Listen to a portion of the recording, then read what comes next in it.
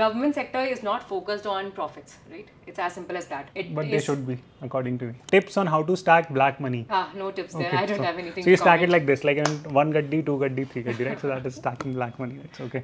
Hi everyone, welcome to this special Valentine's Day episode where my wife Ayushi and I are going to discuss not about our lives, but about a very interesting topic, which is the comparison or debate between government and private jobs. We will speak from our own personal experiences. I have been an ex-management consultant. I have worked with BCG, Dalberg, top tier private jobs, so to say. And Ayushi has worked in top tier government jobs.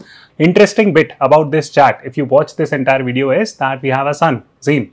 And I'm going to talk about whether I would want him to do private job / government job. And Ayushi will give her own verdict on this same topic, and our viewpoints are different. So please stay tuned, we will reveal the answer. Also interestingly, I did a community post on this same topic. Lot of you showed interest and we have picked some very interesting questions to discuss. So let's kickstart our conversation, and over to Ayushi, if you can do a quick introduction and then we will jump into the topic. Hi everyone, I'm Ayushi. I'm an Indian Economic Service Officer and I've worked with the government for over 8 years. I graduated from SRCC. I did my economics honors from there and then my master's in economics, and I can give you an insider view into various kinds of government jobs. So with that viewpoint in mind, let us set very quick context as to what do we exactly mean by government jobs, what is the ecosystem of government jobs we are looking at, and what is the ecosystem of private jobs that currently exist. So let's break apart that topic. So over to you, if you can explain the overview of government jobs. So government jobs / public sector jobs are very broad in nature. If I categorize into different sectors, it could be in educational sphere, university, colleges, it could be defense, it could be with ministries, it could be also with PSUs and banks. Within these sectors, there are Group A, B, C, D jobs. Group A are usually the most coveted ones, and these groups are basically defined on the basis of the level of competitiveness, how difficult it is to get into a particular group. For example, Group A would be IS, IPS, in revenue service, Indian economic service, and group B, C, D would be similar in category but would be less difficult to get into. Alright, so similar categorization can somewhat be built in the private sector job also, while there is no set categorization here. But let me help you understand by breaking it apart into gold standard, silver standard and bronze standard jobs. When it comes to gold standard jobs, these are highly competitive, very sought after if you graduate from top tier business schools, undergraduate programs. Then typically gold standard jobs would be something like investment banking, management consulting, VCPE firms. These typically pay well and face a lot of competition. Then silver standard jobs would be, for example, boutique consulting firms. So these would be tier 2 consulting firms, tier 2 investment banking firms, so on and so forth. This can also be categorized in tech. So for example, if you're looking at Google, Amazon, these typically, depending on the role, might be categorized into gold standard jobs. What are bronze standard jobs? These are jobs that are paying less and less with time. So I'll put a snippet here and you can see that when it comes to IT related jobs these days, the growth in salary for IT related jobs hasn't been very high. So we will place that into bronze standard jobs. So I hope the categorization is clear now, and now we will contextualize our conversation for the remaining discussion to gold and silver standard jobs and set some context there. So let's start discussing some attributes, and the first key attribute that we are going to compare public and private jobs would be the money bit. So if you can take us through how much money do Group A service officers make versus Group B versus C versus D, if you can give a quick comparison there. So the salary structure in different government jobs is quite transparent. Group A jobs, for example, if you are a fresh entrant into Group A jobs, the enhanced salary that you would be getting would be somewhere around 60 to 70,000 per month. Over a span of 30 to 35 years, if you reach the level of the highest post within a ministry, that is the secretary level, at the age of retirement almost, 60 years, the enhanced salary you would be getting would be somewhere around 20 to 25 lakhs. Okay, so help us understand that when you joined the services, when did you join it? What was your salary? How much is it now? And how much would you potentially make when you are 60? So when I joined the service, that was back in 2016. That is when I cracked the exam. I was getting an enhanced salary of around 55,000 per month. Okay. That is after a lot of deductions, okay? So that was the enhanced salary. As I grow into the career, right now I'm getting a salary of around, the gross salary is around 14 lakhs. And there are a lot of deductions again. So maybe around 12 lakhs, you could say that would be the enhanced salary. If I continue in this service and go up to the age of 60 years, the retirement age, my salary would be somewhere around 20 to 22 lakhs. I'm not accounting for the fact that as I continue into the service, pay commission would be revising the salaries according to the inflation that is going on in the economy. So that might, of course, increase a little bit more. But right now, the present salary is around 20 to 22 lakhs. So in terms of the salary difference between Group A, B, C, what would be the typical differences? It should not be more than 10 to 20%. Group A, Group B, Group C. Each of these groups would have a salary difference of 10 to 20%. Alright, an important point here would be that people transfer from one group to the other when they write like certain internal exams. Yes, that is possible, but only in certain types of services, not all. Group B services, for example, can write and clear certain examinations and transfer into Group A services. So, for example, if you have cleared the state civil service exam, you can, and you are a state level IPS officer, you can become a central level IPS officer by clearing certain examinations internal. So now let me very quickly cover the amount of money that you would typically make if you're working in the private sector. Of course, this is a very broad discussion, so it might not apply to you, to people around you. So I'll just speak in a general sense. So if you're working in elite private jobs, which are gold standard jobs, you tend to typically make a lot of money. Just to give you an understanding, so when I started working in consulting right after my MBA, I was making back in 2014, my salary would have been around 30 lakhs. And at the time when I quit, around 2.5 years, then my salary was close to 50 lakhs. So this is significant salary, right? And this is the amount of salary you will typically make at any top tier consulting firm. If you're working in an industry called as investment banking, you will make 30% more money. If you're working in tech, typically you will make similar type. If you're working with high-end startups or sought after startups, you will make maybe even more money than this. So highly depends, but the money is fairly good. Just to give an understanding, if you're starting your career with top tier consulting firms, top tier tech firms, top tier investment banking firms, then at the start, right after your undergrad, you might make a salary between 20 lakhs to 30 lakhs. So that's the range. After an MBA, these days, you will make somewhere around like 35 maybe, right? So around that mark is what you would make. If you are working abroad outside India, then typically it would be a lot higher, right? Of course, due to purchasing power parity. So from a money point of view, there is, I would say that the private sector jobs would pay decently well. So any comments there, right? I mean, how does it play out in the government? How do people working with government jobs feel about this? I think there is a general tendency among Group A officials, because Group A officials usually tend to be more qualified also. They put in a lot of effort to clear the UPSC examination, and you know how competitive the selection ratio is. It's less than 0.01%. So what was your rank on UPSC, and how many people write like IES, and how many people qualify each year? So around 25,000 people write Indian Economic Service every year, and around 15 people are selected every year. So this is a very, very difficult service to get into. The other thing is that we have to complete a master's in economics before being able to write the exam itself.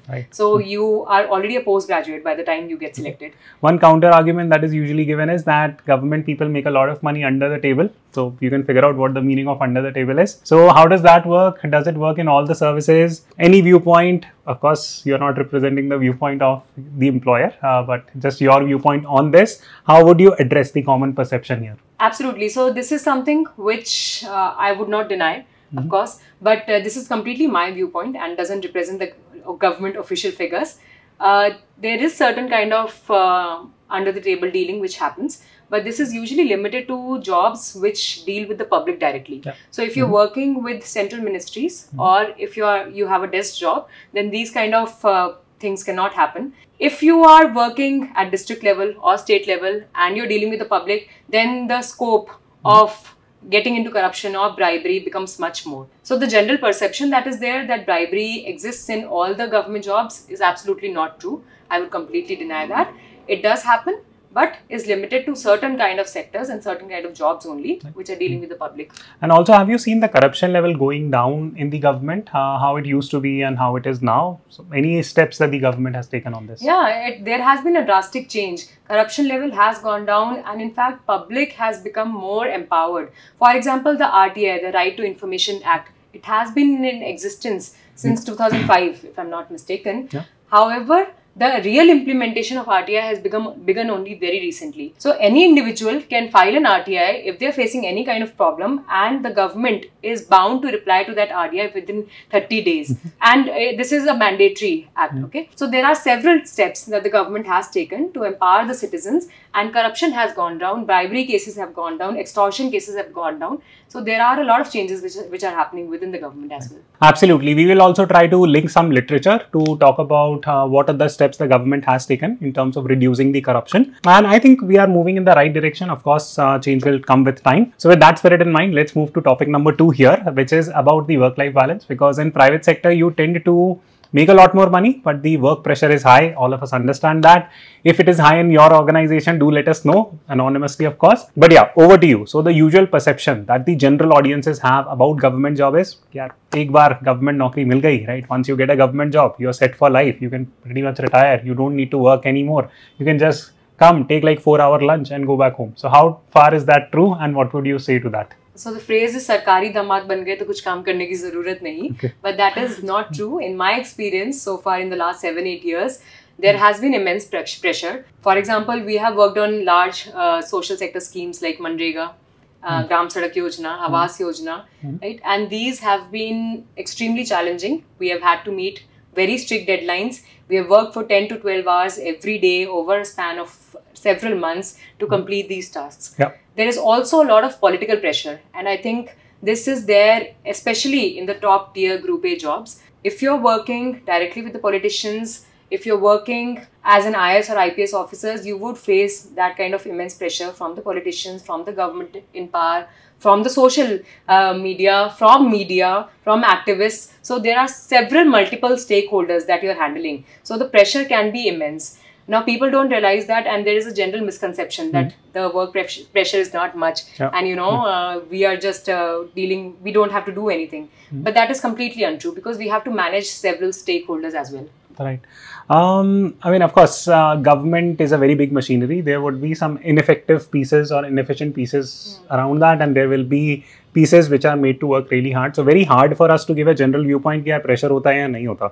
So I'll leave that discussion up to you. And from my side, right, I'll quickly speak about private sector.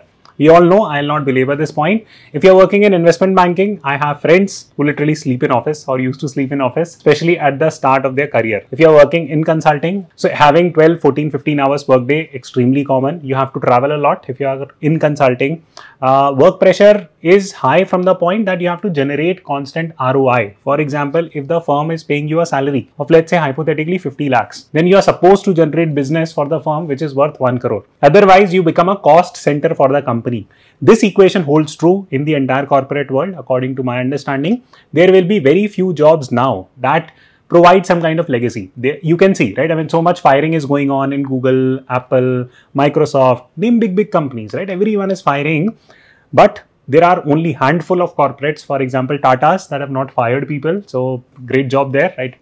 It's a big thing from that perspective. So I would feel that people feel this constant pressure in the private sector. If you are not generating an ROI for your company, then you will be out of the job. And that is where I think the private world is moving. So I don't think this pressure is going down. Okay, so over to you. Then we'll wrap up this topic. So do you think that the work pressure on government employees is increasing? And do you see that this trend is going to change anytime soon? I think I have seen since I joined the service, the work pressure has increased tremendously, especially after the pandemic. Government has become very strict, and there is also another misconception that government people cannot be fired, which I would not deny is completely untrue, but the things are changing very rapidly, and even the rules are changing. Government has started doing a 360-degree review. They are assessing the quality of work you put in, your performance, and based on that, they have also started firing people, which may be news to some people, right? But they have actually started letting go of people within the government sector, which was unheard of before in the older times. So this is how I'll interpret this topic. I think work pressure is there both in public sector, private sector. It is increasing with time. I completely agree to that viewpoint. Second thing is the certainty of jobs. So in the private sector, the uncertainty of job has increased. And this is something that we are seeing constantly. Ayushi is telling us that even in the government, the uncertainty has started to creep in because people get fired. So over to you. So how easy is it to fire someone, right? I mean, from a government job, because according to me as a common person, I would feel that it is not easy to fire like an IAS or IPS or IRS, etc. So what is your viewpoint on that? Compared to the private sector, it is not easy. There is no denying that fact. However, compared to the older times within the government sector, things are changing, and government has again started, reviewing the performance of the people, and they have actually brought in rules to change this structure of permanency within the government jobs. So governments are also letting go of people now. But again, you're right in saying that compared to the private sector, it is nowhere easy to let go of government officials. Okay, so very quickly assessing the impact of the work, because one of the key arguments that I hear, or one of the key support arguments that I hear for government job is that, see, we are doing something that impacts people directly. We are bringing a lot of change. Then I go and speak with startup people. That is the same thing, that, you know what, we are changing the world. We are building something new. I speak with management consulting people. We are creating excellent PowerPoints and, you know, whatnot. I was one of the people who used to do that. So to cut the long story short, everyone feels that their work is important. So how do you categorize the impact that government officials create? What is the opportunity to create that impact? How happy, how sad are you with this entire equation when it comes to government jobs? I think this is not an either or question, and you know, there is no debate about what the private sector is doing for the world or the government sector is doing for the world. Government sector is not focused on profits, right? It's as simple as that. But they should be, according to me. But yeah, let's continue. Okay, that's your viewpoint, and we can discuss it later. But the government sector is there for the public, right? So whatever schemes are being launched by the government, they are for the welfare of the people in general. So the kind of impact that you can create in government jobs is also huge. One scheme such as Manrega can actually impact 30 lakh laborers in 1 year. And the figure might actually be higher than this. So this means that the impact that you're creating in the lives of the people is actually much more than, you know, what the private sector might be doing. Of course, it really depends on the kind of startup that is. So it's not an either or question, and there is no competition there. I think all of so let me reword that question, right? I mean, because if we get into assessing the impact of the work or what potential impact we can create, then of course, like, and we can twist and turn our job to fit that. But just generally, like, from your experience, you get to speak with a lot of IAS, you work with a lot of IAS, IPS, etc. How generally happy are people with their government jobs? When it comes to group A type of government jobs, what is it that they like? What is it that they dislike? What is it that they feel could be improved? This again, I think, would depend on the kind of individual you're talking about. So it really depends on your nature. If you're looking to work for salaries and you're concerned mostly about the financial aspect, you might not be happy with government jobs and you would want to shift into the private sector. If, however, you are looking to work in policy sphere and you're looking to actually bring in change in the lives of the people, then government jobs can be pretty good. It also gives you a lot of exposure. For example, I'll talk about my own experience. I have worked on different schemes and we have worked with multilateral organizations, World Bank, IMF. I have led teams of 7 to 9 people at the age of 25. So at such a young age, I think in the private sector, you might not get these kind of opportunities. No, I also work with ADB, right? While working with a consulting firm, World Bank, Asian Development Bank, bunch of other top tier multilateral organizations. Again, so let me, like, you know, counter question you here, because that when you are young, you start preparing for a government job. Maybe like you are 23, 24, you prepare for it. You get into a government job by like 25, 26. Then let's say that you're 35, you realize that, you know what, I want more money because my family situation has changed. But the government job is not paying you high salary. Then how do you process that? And have you seen people struggle with this in your own experience? It really depends. See, the salary has no limit, okay? So even if you're getting 12 lakh or you're getting 25 lakh or you're getting 2 crore rupees per annum, it really depends on the needs and the wants of the individual. Now this can be considered to be a diplomatic answer, but it is actually true. So it really depends on your needs and wants. Of course, as I said, salary cannot be compared in the government sector and the private sector. And we are talking only about the top tier jobs within both these sectors. And this is a genuine concern. As your family grows, as you get more responsibilities, you have to take care of your family. So it is not very easy to cater to all the needs and wants you have. Apart from this, there are certain perks that the government does offer, not only to the government official, but to the entire family. For example, health facilities would be taken care of. Insurance is there for the entire family. And so you are making the answer diplomatic. See, guys, usually the objective of this discussion is fairly simple, that we'll give you like point blank practical answers. So usually the type of responses that you will see is that, okay, government job karni chahiye, private job karni chahiye, you'll create a list, you'll write pros and cons. But the thing is that when we feel that we are very suited for government job, we get the government job also, work really hard, build up this dream that we are going to create massive impact. So let me quickly touch upon this need for money and how you change as a person, right? For example, when you're 25 years old, you probably crack some great government job, you have worked really hard. You think, you know, government job karni, I'll create a lot of impact. I'm not a money-minded person. chal jayega kaam, whatever salary I'm making. But by the time you're 35, you change as a person. Your family situation might be such that you might be in a need for more money. You might want to take your family abroad, etc., etc. So have you seen this mentality play out with people who are working in the government? Do they feel this way, and what do they do about it typically? So to be very frank here, I have not seen a lot of people thinking about this. The first reason could be because there are certain things that are taken care of for the family also, not only for the official but for his entire family. So for example, health facilities, insurance facilities, these are all taken care of by the government itself. The second point is there is still more certainty within the government jobs. You are sure that you'll get your salary, right? You have that, you know that you'll be working in this sector for very long time. So you do not have that fear of letting go off immediately, right? In fact, I would like to ask you this question. How many government officials have you seen leaving their jobs before their retirement age? So it might be also because of the fact that, true, that not too many people do it, but it might be because of the fact that it's not easy to give that cushion up, right? But that does not mean that they are like, completely happy, satisfied with the salary. So let me ask you a counter question that, and this is a complaint that I've heard from a lot of people that I know who are working in Group A services, that you know what, I'm like very intelligent, I've cleared UPSC, I've secured like rank X, and I had a friend who, prepared for UPSC, failed. He or she picked up a private job. Now they are making a salary of like 50 lakhs. I'm making a salary of 15-20 lakhs. It's not that, I'm like mad after money, but this is something that I feel little bit iffy about, like as a human, because I would always have that feeling in a way that, I'm intelligent, but I'm making less money. So do you have that type of a viewpoint as well? And so, how do your colleagues also process I think it that? really depends on the age and the, the position in life you are at. For example, when you're 25, you're comparing your qualifications with your peers and you're comparing your salary with your peers. So if as an entrant into the government service, you would of course feel that I'm more qualified, but I'm earning lesser salary than my peers who are working in the private sector. But at the age of 35, you're looking at more of a stable family life and you're looking at work-life balance. So in the private sector, that work-life balance might not actually be there compared to the government sector. So what is a shortcoming at the age of 25 in the government sector becomes a positive thing at the age of 35 within the government sector. So it really depends on the stage of life you're at.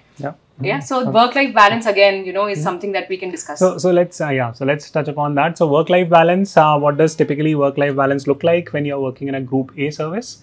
If you can give specific example. For example, I know for a fact that IPS, IAS are very demanding jobs. So if you can pick an example from there and compare it to like an IES, Indian Economic Service, what does a typical day look like? How much hours you will give to your family versus at work?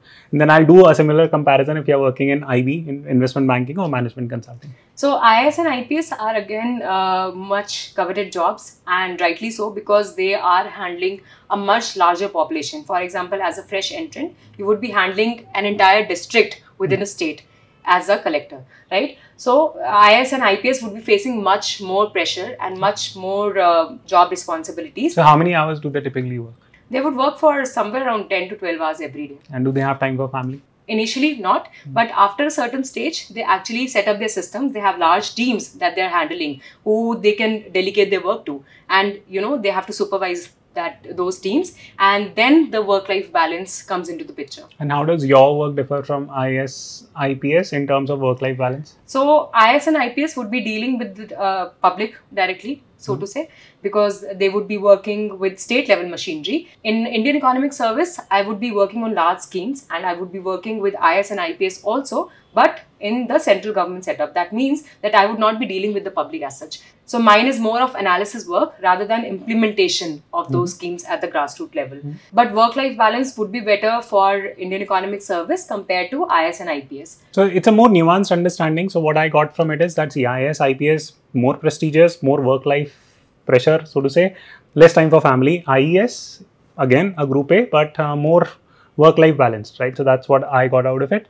Something similar plays out when you're working in consulting. For example, if you're working with Dalberg, then the amount of travel you need to do is less. So it becomes less strenuous, at least that angle. But if you're working with McKinsey, then you have to travel a lot more. So it becomes more demanding. So even those minute differences occur in the private sector job. Okay, so let me very quickly touch upon the work-life balance in private sector. So if you're working in IB, if you're working in management consulting, private equity, VC, then most of the people do not have work-life balance. This is a common complaint that I've heard from people who even make partner level, making crores of salary. Number one complaint is that, you know what, we do not have enough time for our family. I'm telling it to you point blank. Now it is your call whether you want to pursue this career track or not. Now you'll say, okay, chalo, entrepreneurship kar lete hain. So entrepreneurship is even worse, right? At the start, that you have to spend a lot of time. Ayushi has seen me working, right? When I left my job, I was dabbling in entrepreneurship. I used to work for like 15 hours a day. So it is really hectic. Over time, you get work-life balance, right? So it's very front-loading. That's what I would put. I don't know whether this gives you clarity about this topic. That is if you get success in that. Right, exactly, right. And it's very uncertain, right? So I mean, very quickly recapping some of the key things that we have touched upon. Private sector is very hectic. It's uncertain. But money is great, and if you know how to invest that money, watch all my other videos as well and watch Ayushi's channel also. So probably it will help you out a lot more. Even within the government, there are different layers to group A services. Okay, so let's quickly touch upon how the nature of these jobs have changed and who is the right fit for a public sector job versus a private sector job, and we'll touch upon individual themes here. So according to you, if you want to become an IES officer, Indian Economic Service Officer, what are 2-3 key things that you will look at, right? If you can start there and then do the same analysis for IPS, IAS, just very quick overview there. So specifically for Indian Economic Service, you need to have a master's in economics, econometrics or similar fields, and the post-graduation is the first requirement. Secondly, you should be good at cracking exams. Yeah. And this is something which not everybody is good at, and that is why I'm putting it right across here. UPSC conducts the examination and you need to be good in your writing skills. Yeah. So that is something that you need to focus on. Third is you should be good at interviewing skills. You should be concise and precise in whatever answers you give. You should have a holistic understanding of the economy, and you should have some kind of interest in what the world is heading towards. So yeah, holistic knowledge, good at writing skills, good at interview, and of course you need to have a master's. Okay, and what about IPS? If someone wants to become an IPS, mostly I hear from kids that they want to join like police service. But what is it that you will tell them? Yaar, aapke paas ye 3 skills to honi chahiye to become an IPS. This is what you should enjoy. Therefore, look at this part. You should be ready to do a lot of legwork in the field. That is something required for IAS and IPS. The second thing is you do not require any kind of specialization in any degree. That is not a requirement. The second thing is you should be very determined and not be comparing yourself to your peers who might be earning more. Yeah. Because you know the kind of legwork you will be putting into the field would be much more, and you might get frustrated that I'm not earning that much. Yeah. So don't compare yourself. You should be determined about what you are doing and why you're getting into that field. Third is perseverance. Because it is a high pressure job and because you would face immense pressure from the government, from politicians, from public as well. So you should be strong-headed and persevere in your job. Okay, so these are very difficult skills to sort of comprehend for 19-20 years. These are mostly soft skills, yes. Correct. So my viewpoint is like, you know, this is something that, this is a highly controversial topic, but we will still touch upon it. I personally see very little point in taking like 2-3 breaks or preparing for 2-3 years in UPSC. I feel that if you're in your 20s, spending 3 years, right, preparing just for an exam in front of your books, of course you will learn, but 3 years of your life in your prime, do you agree with that logic? Because most of the people clearing UPSC go through that. So what's your viewpoint on that? Personally, I would not. Yeah. Because these are your prime years and you are spending a lot of time preparing for an exam which is quite uncertain. So personally, I would not have spent 3 to 4 years preparing for only one exam. A lot of people do, and they might have their own motives for that. What happens is that once you spend 3-4 years, you kind of become ineligible for other sectors because you do not have any work experience, you do not develop those leadership skills or soft skills, and you can't portray it on paper. So companies do not know what exactly have you been doing for those 3 to 4 years. You might have a lot of knowledge, but how will you show it across? You didn't do any projects, you didn't get any work experience, right? So I would not recommend spending 3 to 4 years. However, if you are very keen on, creating that impact and you have that strong-willed motivation to work for the nation, then of course it's your own personal choice. So it's a little bit ironic that in order to get into a job where your risk is low and life is more certain, you have to go through this extreme period of uncertainty. Absolutely. Where you don't know where you're competing like for a really tough exam.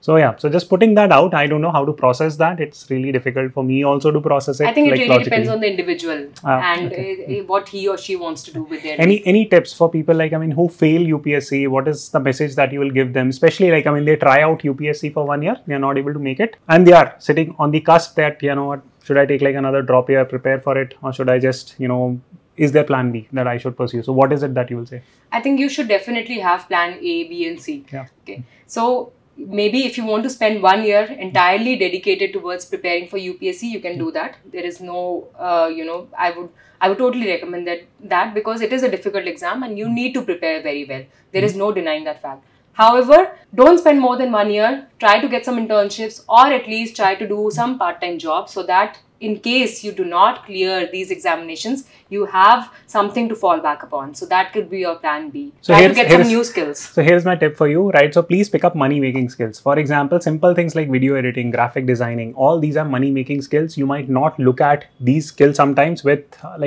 adulation. But honestly, right, if you're a good video editor, if you're a good graphic designer, if you're a good visual storyteller, if you're a good virtual assistant, you can make a lot of money in this space. So please don't discount that. At least have the skill set or the money skills here to go after this career path, right? So that will at least create a hedge your downside risk. This is very, very important message from our side. And be aware of what all opportunities are there outside the UPSC, sphere, because those will be your fallback plans and plan B and C. So now touching upon the private sector jobs, what to whom private sector jobs or gold standard private sector jobs would be suited at. I would typically recommend that you get really good brands on your resume. Brands matter a lot. These days, you'll hear a lot of conversations from VC founders, etc. कि brand से कुछ नहीं होता, वगैरह वगैरह. But no, when you have good business schools, top tier business schools on your CV, good undergrads on your CV, it gives a very clear indication. Because whenever you are applying for Google, Microsoft, Amazon, McKinsey, BCG, they get like this stack of resumes to scan, right? I mean, what is it that the recruiter will look at? They will look at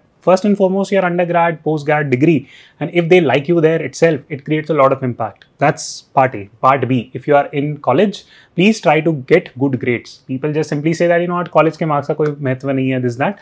All nonsense, right? I mean, I'm not saying that obsess over it, just stop your life, just get marks. No, nothing like that. But have the vision that, you know, I mean, if you're doing something, then do it properly.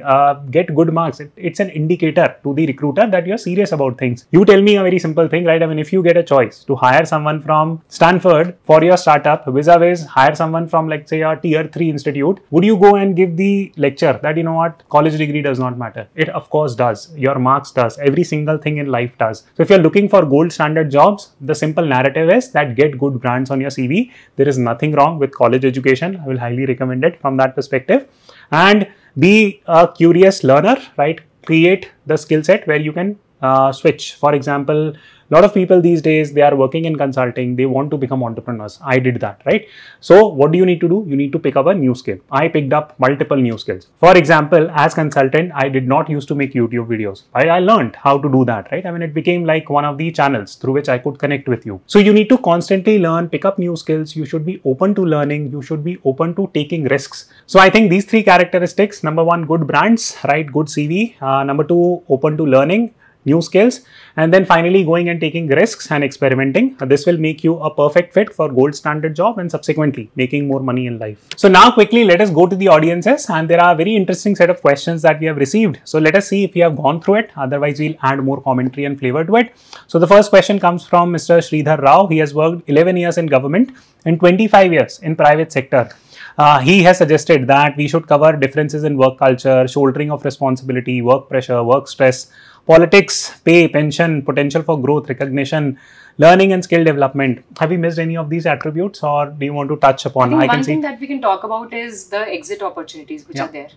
So there are multiple exit opportunities that you get after working in the government sector. For example, a lot of my seniors, they went to Harvard to pursue their MBA and MPP after working with the government for a certain period of time. And in fact, one of my seniors, he actually started working with World Bank after 7 to 8 years of working with the government, and has actually joined World Bank permanently and exited from the government. So you actually get to work with a lot of these reputed organizations across the world once you've worked with the government. Right. So in point of recognition, so I would feel that, the bureaucrats' work might not get recognized, or at least like in majority of the cases, it might not. So does that impact your morale in any way? It can actually, it can. It really depends on the kind of bosses you have. So if you have a good boss who actually sees and recognizes the work you're putting in, then he or she will give you certain kind of commendation or introduce you to different, high personalities.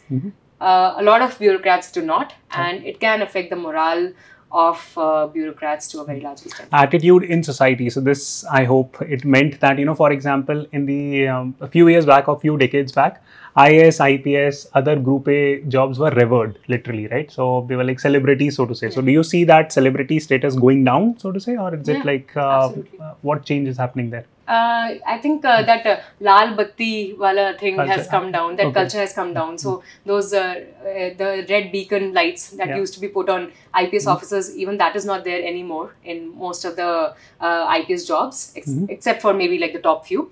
So that culture has gone down. There's a lot of education and literacy that is spread among the public also. So that reverence for the government officials is coming down, and I think it is a very, very positive thing for the society in general. So interesting question by Akash. So he says that with the recent decisions by the Modi government, the boundaries between the public and private jobs are getting crushed, so to say. So do you agree with that? Can people easily switch from private to public now? What are their options? Yes, there are a lot of opportunities that are there for those who are working in the private sector to come and work for the government. Especially this government has been introducing a lot of lateral entry jobs.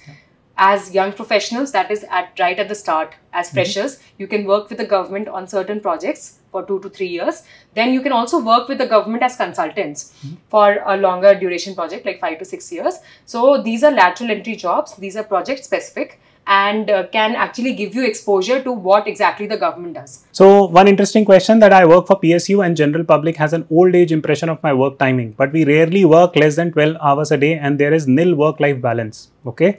So this is more of a comment rather than a question. But just curious, right? I mean, why is it like 12 hours? Because government would mandate that you can only work for X number of hours, right? So why is it going to 12 hours? That is not a mandate, it's the official timings, which are usually not followed through. So the official timings may be 9 to 5:30 or 6 in certain offices, but the workload that is there on the government officials can exceed much beyond that. Okay, someone has asked tips on how to stack black money. No tips there. I don't have anything. So you stack it like this, like 1 gaddi, 2 gaddi, 3 gaddi, right? So that is stacking black money. It's okay. So someone has expressed concern that sir kuch bhi karo, but controversy mat karna, bhabhi ki job khatre mein, right? So I mean chali jayegi, right? So that's kind of you. Now, final 2 questions from my side. One, if you were to go back in time, if you are 20 years old, would you still pursue the path that you have currently pursued? I'll answer the same question then. Okay, so yeah. Who do you? Probably yes. It really depends on the kind of upbringing you've had. I am the first bureaucrat in my family, right? And Akshat already knows that my entire family has been working in the private sector or in defense. That is it. No bureaucrat whatsoever. But the kind of life I saw for my father, who used to work several hours, who used to go on projects and used to be away for months, away from the family, it kind of gave me a perception that I would not want this kind of life for myself. And that is why I tried to choose a track which had much more work-life balance. And the current job, Indian Economic Service, does offer me that to a very large extent. Even if I have to spend long duration at work on certain days, I do not have to stay away from the family for very long. And that works well for, I think, the entire family, for Zain as well. Okay. All right. So same question to me, that would I want to do whatever I'm doing now? So consulting, yes, I would again do the same. Why? Because you get very good training. So you learn a lot about the corporate world. You learn about different things. Second, entrepreneurship, would I do? Absolutely. I enjoy doing entrepreneurship. I enjoy working hard. YouTubing, of course, right? I mean, YouTubing is fun. It's entertaining. We did a seminar in Bangalore. It was very well received. A lot of people showed up, showered their love. And interestingly, there was a survey that was done in UK and kids were asked that, hey, which career path you would want to pursue? Almost 70% of the kids said that they want to become YouTubers. So this is like a new trend that is coming up. So, okay. So final question, what would you want Zain to become in the future? And I'll answer the same then. Now the diplomatic answer here would be, I would want him to pursue whatever he wants to. But the real answer would be that, I always wanted to become a doctor. If not for a bureaucrat, I would have been a doctor probably. And then I would like him to actually explore that career path. But at the same time, as he grows up, I would like him to develop certain skills, as you rightly said, money-making skills, because that is extremely important and you should start them young. Okay, so my answer here would be that if it were left to me as a profession, right, and if I'm giving a, not a diplomatic answer, I would say musician. So yeah, so that's what I would want him to become. But the slightly more logical answer would be that I would want him to do something which he can be in top 0.1% in. So be it anything, be it musician, be it sports, be it build skills and be at the top. Right. So 0.1%. So that is what my push towards him would be, that he can pick any career path as long as he gets to the top. So that would be the goal. So yeah. And whenever Zain watches this video, he'll pick a few pointers here and there and probably learn something out of it. Right. Thank you so much for joining us. I hope you enjoyed this conversation. Do let us know if you have any comments. We will love to give our inputs on it, and hopefully it will help you out in your career.